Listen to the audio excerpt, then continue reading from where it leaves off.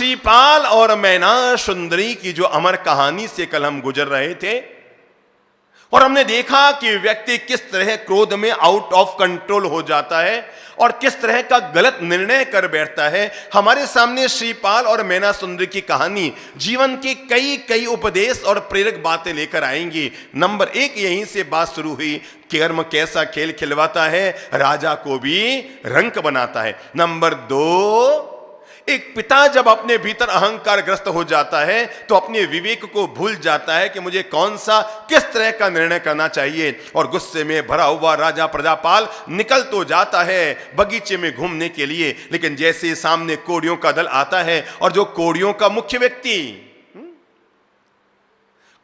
मुख्य व्यक्ति आकर राजा से कहता है हमें आपके तरफ से कन्यादान चाहिए, कोई गरीब गुरबे की कन्या, कोई लूली लंगड़ी कन्या, कोई भी कन्या चलेगी, हमारा जो राजा है राणा उम्बर, हमें उसका विवाह कराना है। और गुस्से से भरा हुआ राजा क्या निर्णय करता है, क्या गलती करता है, उन्हें अपने ही राजमहल में आने का निमंत्रण दे देता है।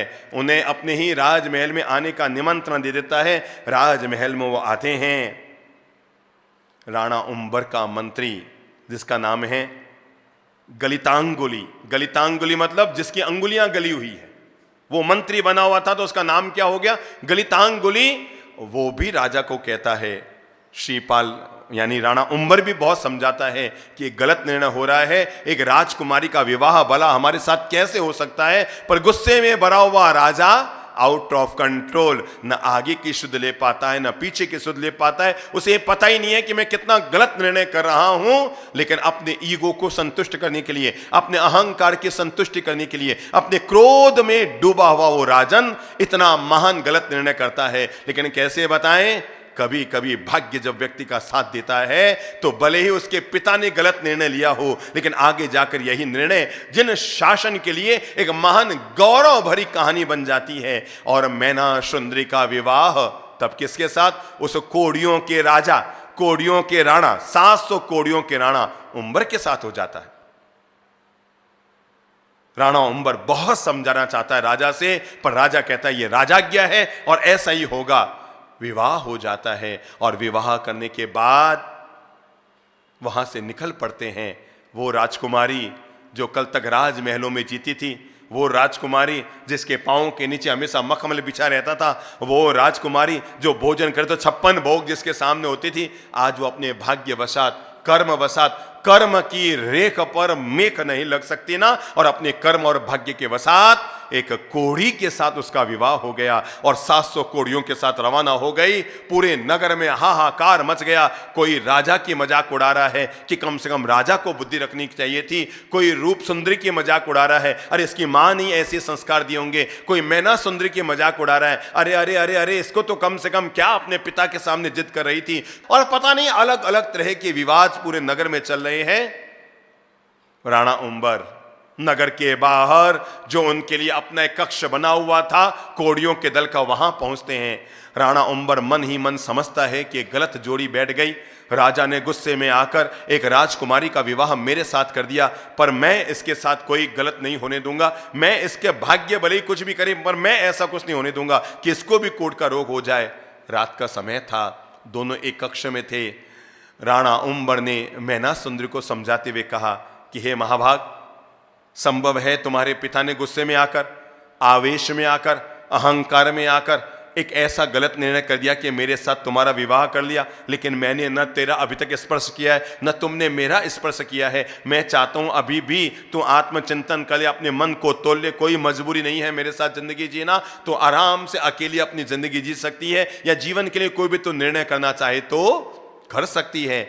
मैना सुंदरी ने कहा आप कैसी बात करते हो, एक कुलवान कन्या अपने जीवन में एक बार जिस पति का वर्ण कर लेती है, प्राणपण से उसे अपने जीवन में जिया करती है।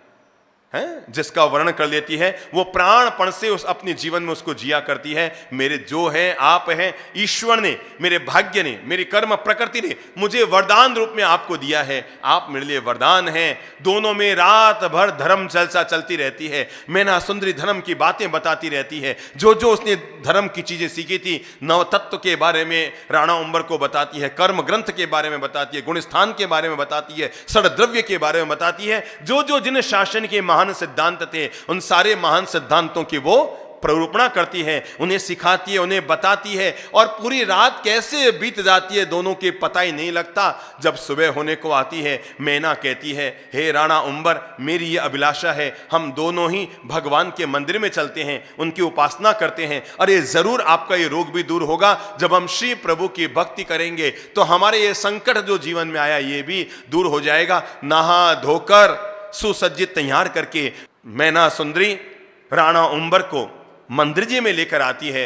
भगवान श्री आदिनाथ का दिव्य जिनालय वहां पर है। नगर के बाहर भगवान श्री आदिनाथ का दिव्य जिनालय है। वो अपने कोड़ी पति को साथ लेकर उस मंदिर में आती है, इस दिव्य भावना के साथ कि हे प्रभु, आज मैं आपके मंदिर में आई हूं, तीर्थ करने चली सती, निज पति का कष्ट मिटाने को, अशुभ कर्म का उदय हुआ, उस कर्म का द्वंद्व मिटाने को।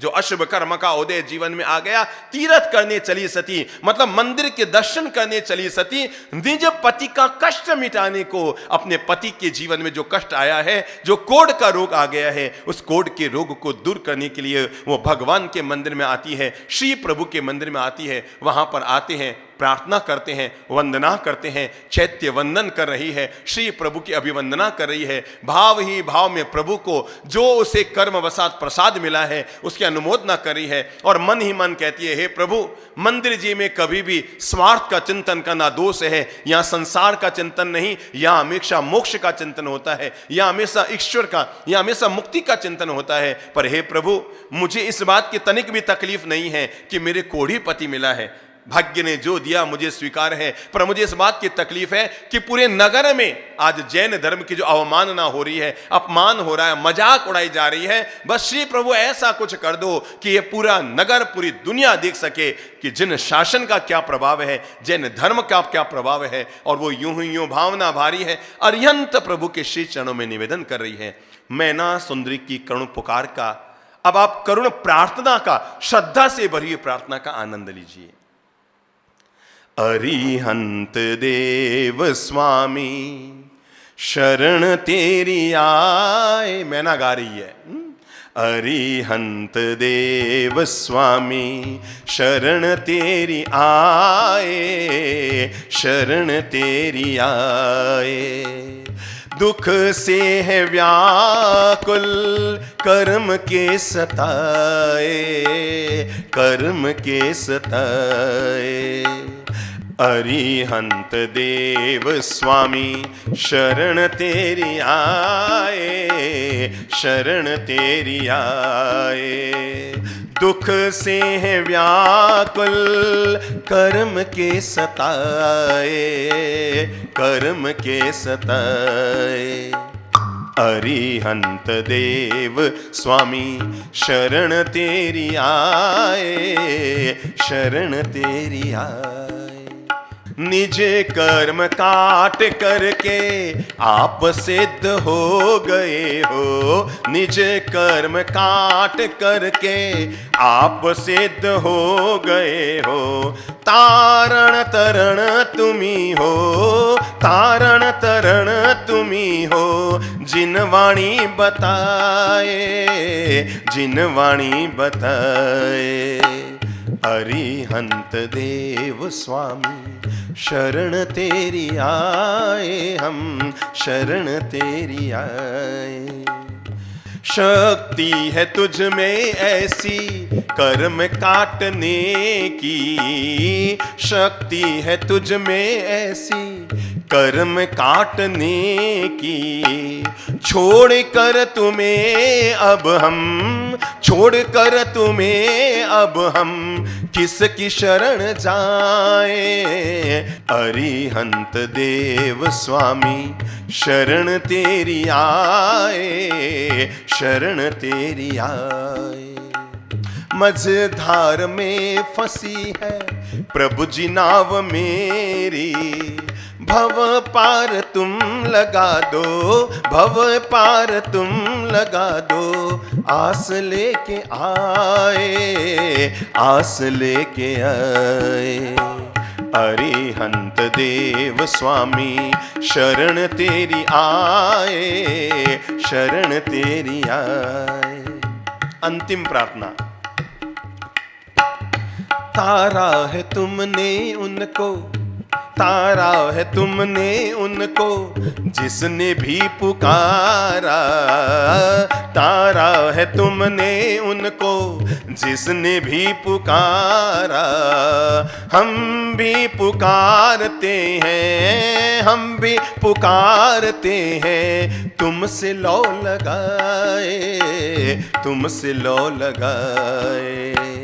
अरिहंत देव स्वामी, अरिहंत देव स्वामी, शरण तेरी आए, शरण तेरी आए। अरिहंत देव स्वामी, शरण तेरी आए, शरण तेरी आए। दुख से है व्याकुल कर्म के सताए, कर्म के सताए।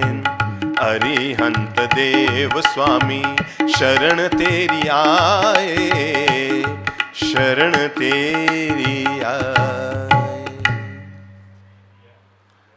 मैना सुंदरी के पवित्र हृदय से निकली हुई ये पुकार ऐसी आती है जिन शासन का महान चमत्कार होता है कि भगवान श्री आदिनाथ की दिव्य प्रतिमा पर जो गले का हार है और जो हाथ में क्या है, बिजोरा है, कहते हैं भगवान की दिव्य प्रतिमा पर हाथ का बिजोरा और गले का हार पता नहीं अपने आप बाहर निकलता है और वहां से आगे बढ़कर श्रीपाल के हाथ में आ जाता है। श्रीपाल अपने हाथ में जैसे ही वो फल देखता है, अपने हाथ में जैसे ही हार देखता है, वो आश्चर्यचकित हो जाता है और तब मैना सुंदरी भाव विवल होकर कहती है, हे राणा उंबर, ये कोई मामूली बात नहीं है, सच्चाई तो ये है, ये प्रतीक है कि श्री प्रभु ने हमारी प्रार्थना स्वीकार की है। अब तो आपके रोग शोक दूर होने का समय आ गया है। वहां से प्रार्थना वंदना करके दोनों आते हैं संतों के पास, गुरु महाराज के पास, दिव्य दर्शन का आनंद लेने के लिए उनके पास आते हैं और वहां पर आकर आचार्य भगवंत के श्री चरणों में आकर अनुरोध करते हैं, प्रणाम करते हैं उन्हें अपनी ओर से और प्रणाम करते हुए कहते हैं, हे आचार्य प्रवर, आचार्य मुनिचंद्र सूरी जैसे ही मैना सुंदरी को देखते हैं, वो देखते ही चौंक पड़ते हैं और कहते हैं, क्या बात है राजकुमारी, कल तक तो तू हमेशा दास दासियों के साथ राजशाही वैभव से साथ आती थी, आज तू अकेली आई है। वो कहती है, हे गुरुदेव, मैं अकेली नहीं आई हूं, मेरे पति भी। और जैसे ही आचार्य श्री मुनिचंद्र सूरी उस कोढ़ी पति को देखते हैं, वो चौंक पड़ते हैं, ये तेरा पति? कहां, मुझे गौरव है कि मेरे भाग्य ने मुझे ये पति दिया है, पर हे गुरुदेव, मुझे जो मिला मैं उसका स्वागत करती हूं। मेरे मन में लेश मात्र भी खेद नहीं है कि मैं राजघराने की पैदा हुई राजकुमारी और मेरा विवाह एक कोढ़ी के साथ हुआ। मैं इसे अपने भाग्य के फल को सब प्रेम स्वीकार करती हूं, पर मुझे एक बात की मन में बहुत पीड़ा है। इस सारे घटना चक्र में, शहर में जो तीर्थंकरों की, महान आगमों की, महान शास्त्रों की, जिन धर्म की जो विराधना हो रही है, मेरी इच्छा है वो विराधना, ऐसा कुछ चमत्कार हो जाए कि वो विराधना बंद हो जाए। आचार्य श्री मुनिचंद्र सूरी को पता था, मुनि कभी भी जादू टोना नहीं करते, मुनि कभी भी वशीकरण मंत्र नहीं करते, मुनि कभी भी इस तरह के कार्य नहीं करते, पर उन्होंने जिन शासन की महान प्रभावना को देखते हुए और उस राणा उंबर कोढ़ी व्यक्ति के भावी भविष्य को देखते हुए वो उसे कहते हैं, बेटा ठहर, मुझे थोड़ा समय दे, होगा, तेरा पति बिल्कुल ठीक होगा। मैं इसके आभा मंडल को देख के समझ रहा हूं, ये कोई सामान्य व्यक्ति नहीं है, ये जो तेरा कोढ़ी पति है ये सामान्य व्यक्ति नहीं, ये कोई बहुत पुण्यवान है और इस व्यक्ति से जिन शासन के महान प्रभावना होने वाली है। इसलिए मैं शास्त्रों को देखता हूं, आगमों को देखता हूं, ग्रंथों को देखता हूं, महापुरुषों की बातों को देखता हूं, मेरे मुनियों से सलाह करता हूं और मैं तुम्हें कोई न कोई ऐसा उपाय बताऊंगा जिससे कोढ़ का रोग दूर हो जाएगा। तब आचार्य मुनिचंद्र सूरी आगमों को देखते हैं, शास्त्रों को देखते हैं, जितने जितने शास्त्र थे जिनमें तरह तरह के मंत्र विद्या से जुड़े हुए शास्त्र, आराधना से जुड़े हुए शास्त्र, यंत्रों से जुड़े हुए शास्त्र, जितने महान शास्त्र थे उन सारे शास्त्रों का वो अवलोकन करते हैं। और अवलोकन करने के बाद एक दिन मैना और राणा उंबर दोनों को अपने पास में बैठाकर उन्हें विधि पूर्वक उस आराधना का पाठ पढ़ाते हैं और कहते हैं, हे बिटिया, अगर 9 बार तूने इस महामंत्र की आराधना कर ली, इस महान तपस्या की साधना कर ली, तो शास्त्रों में यही आया है कि तुम्हारे पति का कोढ़ का रोग दूर हो जाएगा और जो संकट आया वो संकट भी समाप्त हो जाएगा। तब कहते हैं आचार्य मुनि चंद्र सूर्य जी महाराज ने जो विधान, जो आराधना, जो विधि विधान मैना सुंदरी को बताया, उस विधि विधान का नाम था सिद्ध चक्र महामंत्र की आराधना, 9 पद ओली की आराधना। उन्होंने संपूर्ण आगमों का अवलोकन करने के बाद, संपूर्ण शास्त्रों का अवलोकन करने के बाद ये विधान मैना सुंदरी और राणा उम्बर को दिया कि तुम इसका पारायण करो। और कहते हैं तब अभी जो चल रहा है ना, आश्विन शुक्ला सप्तमी से पूर्णिमा तक, मैना सुंदरी और राणा उम्बर ने सबसे पहली जो 9 पद की आराधना की थी, फिर तो आजीवन वो सिद्ध चक्र की आराधना करते रहे, पर उन्होंने अपनी 9 पदोली की आराधना का श्री गणेश किससे किया? इसी आश्विन यानी आसोज शुक्ला सप्तमी से पूर्णिमा तक उन्होंने 9 दिन तक 9 पदों की आराधना की। सधर्मी भाइयों ने उनके लिए बाकी सब व्यवस्था भी कर दी, आराधना पूजा पाठ व्यवस्था की। और कहते हैं 9 दिन तक रोज भगवान की पूजन करते, रोज भगवान का अर्चन करते, रोज भगवान का दिव्य भक्ति करते। दिन भर भक्ति में रहकर आयंबिल की तपस्या के साथ मैना सुंदरी ने आराधना की। किसकी आराधना? 9 पद की आराधना की, सिद्ध चक्र महामंत्र की आराधना की, अर्यंत पद, सिद्ध पद, आचार्य पद, एक एक पद की उसने आराधना प्रारंभ की। और रोज भगवान के मंदिर में पूजा करने के बाद जो भगवान का प्रक्षालित जल होता था, मैना सुंदरी रोज वो प्रक्षालित जल राणा उम्बर पर पूजन करने के बाद, स्नात्र पूजन करने के बाद, भगवत भक्ति करने के बाद, प्रभु की आराधना करने के बाद वो जल उन पर छिड़कती रहती। खास बात बता रहा हूं, आचार्य बंगवंत ने तो कहा था 9 ओली में परिणाम तो पक्का आ जाएगा। अरे ये 9 पद ओली हाथ की हजूर है। क्या है? इधर करो और इधर पाओ। ऐसा नहीं कि आज करो और कल पाओ, ये तो हाथ की हजूर है 9 पद ओली। और परिणाम निकल कर आया, 9 दिन पूरे हुए और 9 पद ओली की आराधना संपन्न हुई। 9 दिन में तो राणा उम्बर का शरीर पहले की तरह कंचन की तरह है, उसका शरीर कंचन की तरह दीप्यमान हो गया, बिल्कुल खूबसूरत व्यक्तित्व निकल कर आ गया उसका। चौंक पड़ी मैना सुंदरी, ओ तो जिन शासन की ये महान प्रभावना, जिन शासन का ये महान चमत्कार, भगवान श्री आदिनाथ का महान चमत्कार, विमलेश्वर और चक्रेश्वरी माता का महान चमत्कार, किस तरह मेरे पति का कोढ़ का रोग दूर हो गया। धीरे धीरे खबर चारों ओर फैलने लगी, सधर्मी भाइयों में खबर फैलने लगी कि इस तरह राणा उम्बर का कोढ़ का रोग दूर हो रहा है। सभी ने उसका उपाश्रय स्थानक में बहुत सम्मान किया। एक दिन वो अपने पति के साथ ऐसे ही स्तुति कर रही थी। अब वो पति कोढ़ी पति नहीं रहा, कैसा हो गया? बड़ा खूबसूरत। मैं आपको बताऊं, अभी हम जब दक्षिण भारत की यात्रा पर गए थे, चेन्नई बेंगलोर उधर यात्रा पर गए, तो हमें जानकर आश्चर्य हुआ, वहां पर हमारे सामने कई लोगों को लाया गया। चेन्नई में आदिनाथ जैन ट्रस्ट के जो पदाधिकारी हैं वो हमारे सामने कई लोगों को लेकर आए कि साहब ये उस बस्ती में रहते थे जहां सभी लोगों को कोढ़ का रोग था और हमने इनका, और बिल्कुल स्वस्थ दिख रहे थे, और उन सबसे हमें आमने सामने बात कर रहे साहब कि हमने इन सबको ये सोचकर कि जब हमारे शास्त्रों में लिखा हुआ है कि श्रीपाल यानी राणा उम्बर का कोढ़ का रोग दूर हुआ, हमने प्रयोग किया। इनके 9 आयंबिल की तपस्या के साथ, इनके 9 पद की आराधना के साथ इनके 9 ओलियां कराई। और मैं हकीकत कह रहा हूं, आंख से देखी हुई बात, मैंने अपनी आंख से देखा था। उनमें कई सारे लोग, कम से कम 30-40 लोग को तो हमारे सामने लेकर आए थे जिनका कोढ़ का रोग बिल्कुल समूल नष्ट हो गया था और बिल्कुल कंचन की तरह चमक रहे थे। ये आज की बात बता रहा हूं, अभी हम जब जाकर आए दक्षिण भारत के तब की बात बता रहा हूं। तब भी ये ओली जी का परिणाम था, आज भी परिणाम है। रोग शोक दुख दरिद्र को दूर करने के लिए 9 पद ओली तो वरदान स्वरूप है, वरदान स्वरूप है। अब वो रोज जिन मंदिर में भक्ति कर रहे हैं। अब इधर क्या हुआ? जब मैना का विवाह एक कोढ़ी के साथ हो गया तो मैना की मां, नाम क्या? बोलो बोलो बोलो, जोर से बोलो। रूप सुंदरी। वो बड़ी मन से दुखी हो गई, उसे इतनी ग्लानि हो गई राजमहलों में रहने से कि मेरी बेटी के साथ मेरे पति ने इस तरह का व्यवहार किया, और वो नाराज होकर अपने भाई पुण्यपाल के घर चली गई, अपने भाई के घर चली गई। एक दिन रूप सुंदरी भी मंदिर में भगवान के दर्शन करने के लिए आई। अब वो क्या देख रही है कि उसकी बेटी मंदिर में पूजा कर रही है, आराधना कर रही है, और उसी दौरान वो देख रही है कि इस तरह से साथ में कोई खूबसूरत युवक उसके बिल्कुल सट के बैठा है और चैत्य वंदन कर रहे हैं। उससे लगा यार ये युवक कौन हो सकता है, मेरी बेटी की शादी कोढ़ी के साथ हुई थी, क्या इसने ऊंची ऊंची बातें वहां धर्म की कर रही थी, इसने सारा अपना धर्म कर्म पानी कर दिया। लगता है इसने कोढ़ी पति का तो त्याग कर दिया और किसी दूसरे का वर्ण कर लिया। ओफ हो, तो राजमहल में तो इतनी ऊंची ऊंची बातें कर रहे थे और अब ऐसे वो तो वहां से दूर खिसकनी चाहिए। लेकिन मैना सुंदरी और अपनी मां के पास, मां ने कहा तुम मुझसे दूर